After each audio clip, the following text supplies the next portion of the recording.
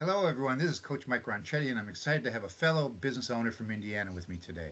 My guest has a fascinating and exciting background in many things, but more importantly, in the last few years, he's gotten into motorcycle designing and manufacturing.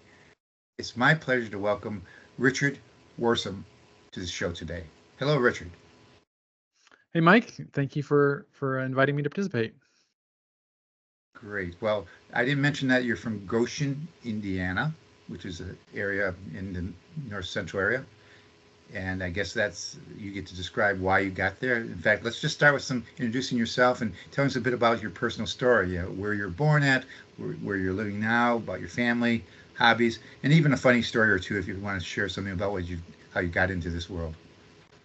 Yeah, you just tell me when to stop talking. I am not originally from. I'm not a native Hoosier. I'm from Virginia. Grew up in Southwest Virginia.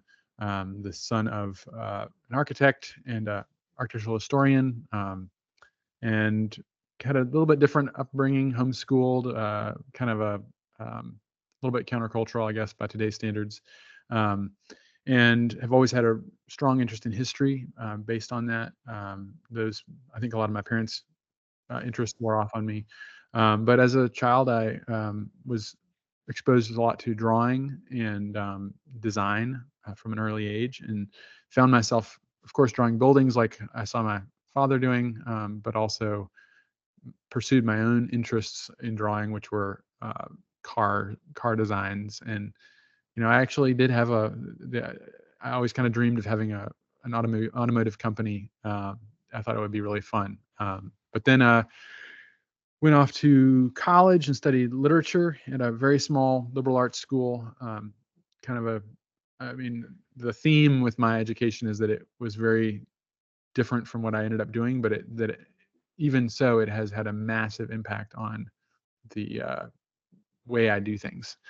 So a literature degree, and then went straight from that to a master's in architecture, and that's what brought me to Indiana. I went to Notre Dame, which is you mentioned that I'm in Goshen, and Goshen's about um, we're about 40 minutes east of South Bend, Indiana, where the home of Notre Dame. And so we're north central northeastern Indiana, really close to the Michigan border. For those of you who we're about 2 hours east of Chicago, and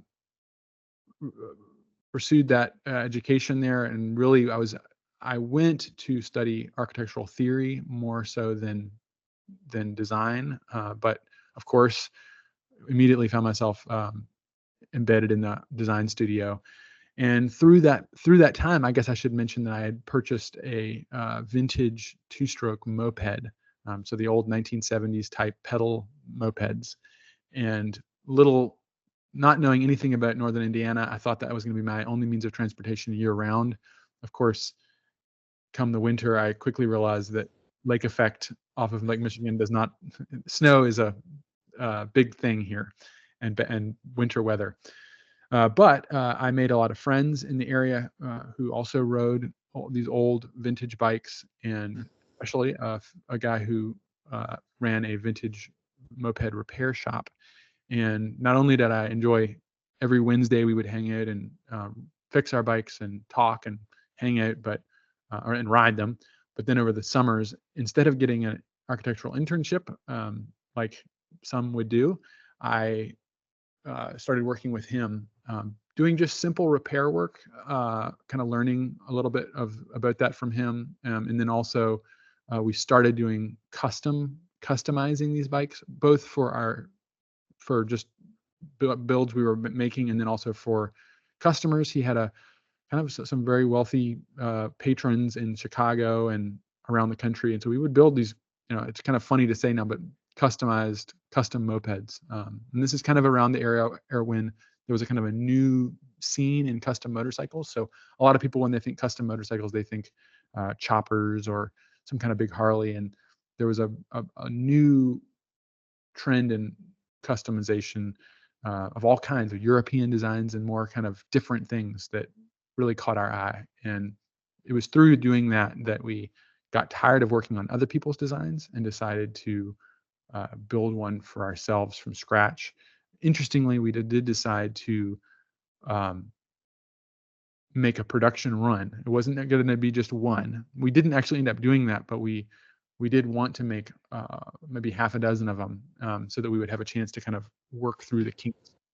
But and that was not for that was a passion project, but that turned into um, what would give us the inspiration for starting Janus Motorcycles and a production motorcycle company. The other thing, the key point that was a factor in doing this is that Goshen, Indiana is located in Elkhart County, and Elkhart County is the world uh, uh, center of RV, so recreational vehicle manufacturing. 80% of RVs in the United States are made in this county, and in the surrounding counties as well.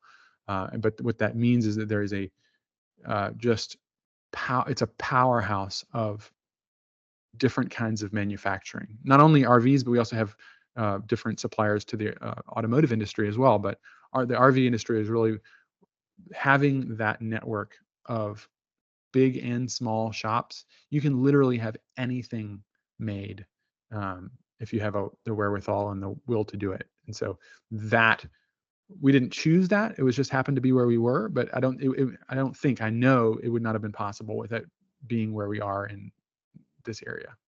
So that's kind of the base story. Well, you got me intrigued here. So that was in the moped world. When did you make a decision to go into this Janus project? Was that Yeah. a So offshoot of that? Was that a logical offshoot then?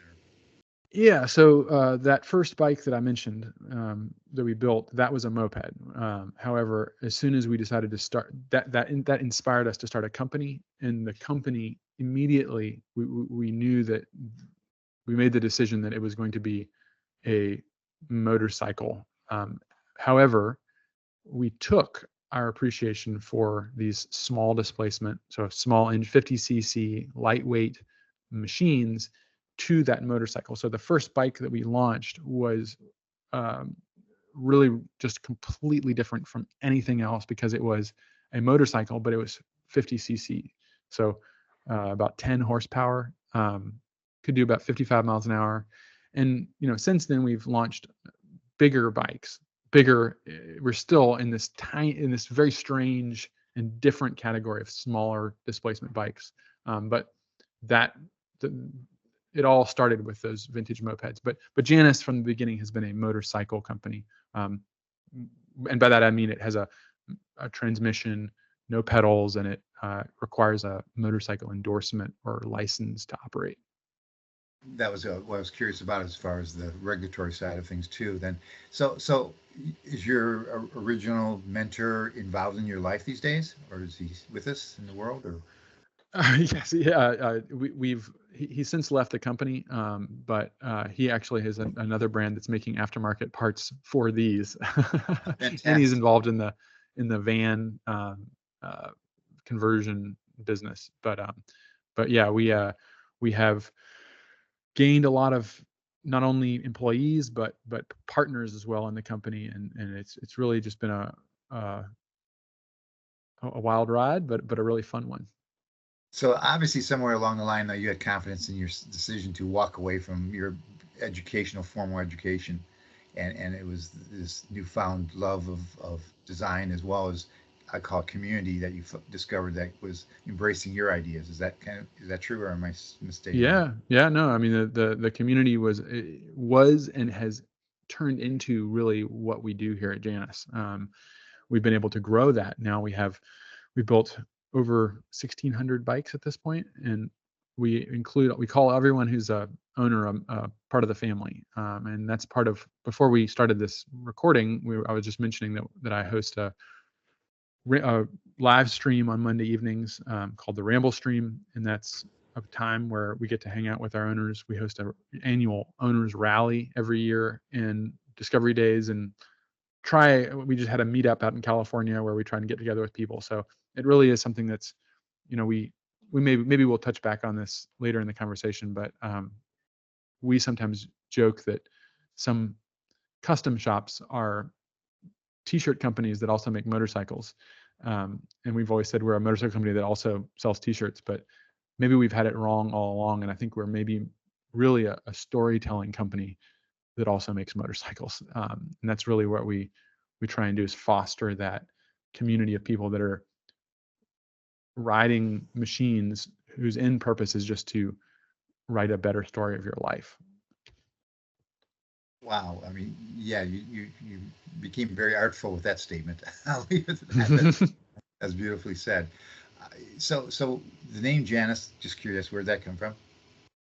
The name Janus, Janus is a Roman god who is represented with two faces, and one looks to the past and one looks to the future. So, among other things, he represents transition, but also beginnings and ends, and he's the god of the road. So, our one of the things that, in addition to being lightweight and small displacement and fostering this community, the things about our motorcycles is that they're highly designed and they're all handmade. So hand painted, hand welded, hand formed aluminum fuel tanks. They're aesthetically very different from just about any other motorcycle that you're going to find anywhere. So they'll stand out a lot. So that's the other, and the designs harken back to designs from the past. We don't claim that we're reinventing anything. We just say that we're trying to hone in on what a motorcycle really should be. So when we design a new product, oftentimes the first place I go to look is a history book. Especially with the vintage spirit of your design elegance, I guess I imagine you can look back long and deep in the world history and see some inspiration, I assume. So Certainly. that's fascinating. So just as a reference point here, for anyone listening, check out the company's link that we have in the description below in the YouTube activities that we have here. So we'll get you a LinkedIn connection there too, so you can research these guys and see their products and link up with them and buy some of their stuff. It's incredibly well built, incredibly stable, as well as just exciting to the thrill. I have a couple of people who own one in my life, and I just appreciate where they're coming from with this. So now let's kind of move a little bit more to, I guess, you know, that person who's inspired you and moved you out of that area. I do have to ask, how do you find that impacting you? I mean, you're motivated. This is kind of your baby in the sense of you own more than one employee. You have, how many people do you have with you now? Well, we've just added a couple, over 20, 20 something, 22 maybe at this point. It's a very small team. If you think about in terms of an automotive manufacturer, we're a lot bigger than that we were, though, and we always have to remind ourselves that. But yeah, we have about a little over 20 folks, mostly full time, a few part time folks as well. And how many years And do you officially recognize your existence? When did you? yeah, we were founded at the end of 2011, so been doing this for a while now. The first couple of years it was um, perhaps this is interesting in terms of a kind of a business understanding, but the first couple of years were really laying the groundwork in retrospect for where we are now. We did not really pay ourselves anything. Um, can you hear me with that noise in the background? No problem at all. It seems to be clear. Okay, great. Sorry about that. The first couple of years were really building these 50cc bikes one at a time, and it was just the two founders of the company, Devin and I, doing that, and we weren't really paying ourselves anything. We were making some pretty major sacrifices to be able to, and just kind of running on dreams. And then in about 2014 or 15, we were joined by two more team members, Grant and Jordan, who brought the marketing and sales and our video skills to the table. And that's when we launched our first EPA compliant. So we were able to sell in all 50 states, California as well. And we launched our 250cc model line, and we stopped producing the 50cc at that point. And that's kind of, you could either call it the start of the company itself, or a kind of a second beginning for Janus. Approximately what years was that? I'm just curious when you morphed into that Let's pivot. say 2015. Okay, so it wasn't, I mean, it was after 2 or 3 years of trying it out, what you did, and then said, Yep. hey, we have an opportunity, we have a team that can look bigger and broader, and let's go there. So Yeah. is it, up till that point, I mean, what was your biggest learning, or is it maybe that's still the biggest learning, is keep going where the market wants you to go, but also appreciate your heart, because you're not doing, you would otherwise maybe clone somebody else's design. So no, start over. Yeah. Doing what the market wants has never really been a major factor in what we do. Our number one selling bike, our Halcyon model, if we had done market research when we first came out with it, it would not have ever existed. And we do now listen primarily to our owners, not necessarily to what the market wants, because we found that oftentimes the market doesn't really know what it wants. And that's kind of the central idea behind what we're doing here, is saying, hey, remember, the industry is moving toward bigger, louder, faster, more technically laden, feature-rich bikes. And what we're offering is the exact opposite of that. And we're kind of telling people, hey, remember why you ride a motorcycle in the first place? It's to enjoy this thrilling experience, to feel like you're actually in control of the machine and that you have an engagement with it.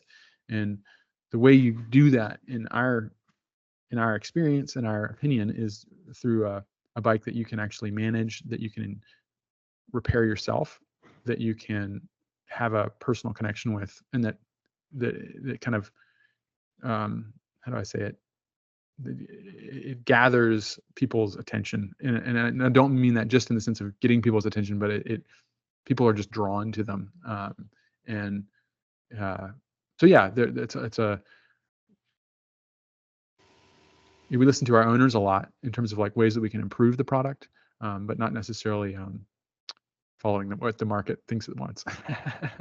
Got it. Got it. It kind of leads to my logical question, is talking about identifying people that maybe they're your employees, or maybe they're investors, or maybe they're just good, solid focus group people that you really ping an idea off of, or it might be somebody you have a beer at or drink with, or just a coffee with someday, and say, what if? Do you have some of those in your life?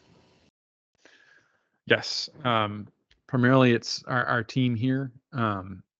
I often, I mean, family as well. My parents, I talk to a lot of especially my father, about ideas on how we want to approach things. But yeah, our team here, we bat every idea around. We also have a wealth of older business partners who, in the form of investors or partners that bring both an experience with business in general, and with manufacturing, and with marketing. We also have run into, over the years of doing this, some folks that have you know decades of experience that we can turn to when we have big questions. We were actually just out in California 2 weeks ago, meeting with one of our marketing mentors that has had a huge impact on us. So every little minute we can spend with those people is valuable in the extreme. And I gotta believe, because you're in that cachet I'll call it larger than life topics, which is recreation, transportation, collectibles. It's kind of a wonderful romantic, I mean, motorcycle Zen mindset of the beauty of what you do. It must be fun to watch people come in and knock on your door, or just come to a booth and talk to you about what you're trying to do. That must be fun. Absolutely, yeah. Yeah. So I'm going to ask you, okay, you talked about your past 12, 13 years or so of success. What do you see happening in the next 1 to 3 years? I mean, where do you see yourself going? Even if you have no roadmap yet, maybe just what inclinations you're doing, not so much trends, because you're setting your own trends. Tell me about that. Yeah, well, we have a pretty clear map, at least. We'll see how close we stick to it for what we want to do. But the goal is to just to scale up. It's very difficult to do what we do. Period. That's end of sentence. It's very hard to do what we do, but it's especially hard to be a national OEM and be at the scale that we are right now. It's a very capital intensive operation. Sometimes some of the parts that we order in come from 20 minutes down the road, and some of them come from Australia, and some of them require large deposits. So it's something that, as a small company, it's just very, very challenging, and has a higher risk with it as well. Just every day, just sometimes we say, the key is just to stay in business. And so, as one of the big goals for us to do is to scale up, to be able to produce more bikes, to be able to sell more bikes, and then as we do so, all those barriers are lowered. Of course, I have to add the caveat that we have absolutely no intention of trying to compete with Honda or Harley Davidson. What makes us Janus is the fact that these are handmade, and we have a personal connection, that our owners have a personal connection with their bikes, and that we have a personal connection with the owners. And I don't think that losing that will help us in the long term. So yeah, that's our goal. I understand, and I appreciate that mindset of, hey, we want to scale up. But when you say scale up, in your mind, is that number of smiles that you have by owners, or is that bikes on the road, or is it or I guess market share is not a realistic number to worry about in your situation, because you're kind of a rounding less error. than a tenth of a percent in terms of the bigger picture. No, it is actually units sold. I mean, we want to be, right now we'd love to be doing 400 this year. That would be wonderful. The our goal we'd love to be making 1,000 of these, and maybe even more than that. We have the ability here in northern Indiana to do that. It's not something that happens overnight. You have to do it gradually. So yeah. Yeah. In our world of business coaching, we have a person who recently passed away, Jim Rome, and he basically said, to become, you want to basically become the average of the 5 people that you spend the most time with as a leader, because basically what you're doing is knowing what they think, as well as get their advice, but also do your own thing enough that you realize that there's no right or wrong answer, but just doing in general what they think is smart helps you out. Have you ever run into a situation, you kind of described already, that cluster of tight internal introverts with you, as far as involved in your cause, as well as reaching out to your clients? Also, you mentioned obviously some, I'll call it, industry specialists, subject matter experts. And I guess if you were to zero in and mentally think of 5 people that, if you got stuck on a manufacturing opportunity and said, okay, here's X unlimited checkbook, just no, you don't have to name names, but just what personalities would you probably want to have in that unlimited checkbook opportunity? You could, That's a good question. What kind of people you'd want to collect, or what do you mean? even right now, if you already have 5 people and say, hey, I'd have the mind of this guy, and this guy's an engineer by heart, but at the same time he understands certain mechanical aptitudes that are trending right, as well as manufacturing capabilities, and so on. So hey, so and so is a distribution whiz. If we can suddenly engage that person, we know them afar. I'm just curious what people you think right now would be awesome to get to reach out to, and Well, become for investors, maybe, or investors by even just advice, not just financial. so individual people. Yeah. I think that so far one of the things that is really big is we are also unique in the sense that we do not have dealerships anywhere. we do have some display locations at the moment, and we haven't written it off as a potential, but we sell primarily online, and we sell, a lot of the people learn about us through YouTube. So one of the people that a big part of our team that I'm always reminded is Jordan, who's on our Janus team member and does a lot of our video work. That is crucial to what we do. Grant is our president and marketing director and many other things. another key player, as far as we really were able to get the mentor that we wanted last year. We were able to bring on board. And this is a great story, actually. I was talking about how important we listen to our customers. One of the customers, a guy named Mark Zweig, I had been talking to him, over the not only when he bought his bike, but after that experience, and it so happened that he's a business teacher, and has taught a class for over 20 years now, entrepreneurship, and run many businesses. He's owned literally hundreds of motorcycles, and he's now our CFO.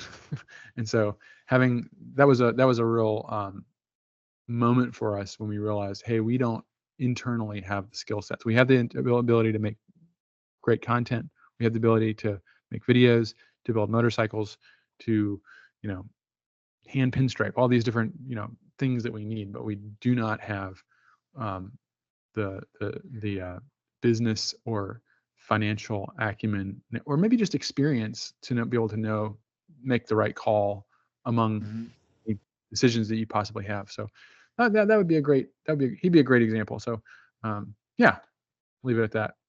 No, beautiful. Thank you. You gave me exactly what I was hoping for you to reach out a little bit differently and look at the fact that any entrepreneur needs to have those core people that are not just the initial workforce or the team that you conceive it with, but stretch you and push you further, faster. And that's what we all want to be doing. Especially that's what our organization does in a big way. So, okay. So, Richard, it sounds like you've been blessed with some very, very incredible people around you, and they helped you through this journey. What do you want to say to them? Well, I think the logical thing is just a thank you. I mean, I get to I and the rest of our team get to do what we love doing every day. Certainly, I can speak for myself that it's every day that I get to come in, even on the challenging ones, I remind myself that I get to design motorcycles and ride them. So a big thank you, I think, to everybody is probably the number one thing, and especially the people behind building all these bikes. Our team is absolutely incredible. We have everything from a guy who makes our fenders, another team who makes all our chassis parts, pinstriping, our sales team. There's just a myriad of different people that come together that make this happen, as well as all of our partners around the world that help us with supplying very small numbers of parts to a very small manufacturer and have the trust in us. So yeah, big thank you. No, thank you very much. That's wonderful to hear you enthusiastically look at the fact that it's not a me, myself, and I. It's much more of a team, as well as even your clients. Not at all about your clients who are passionate about your product, just like you are. So that's fantastic. Richard, it's been a real pleasure speaking with you today, and thank you very much for being on our show. Well, thank you so much, Mike.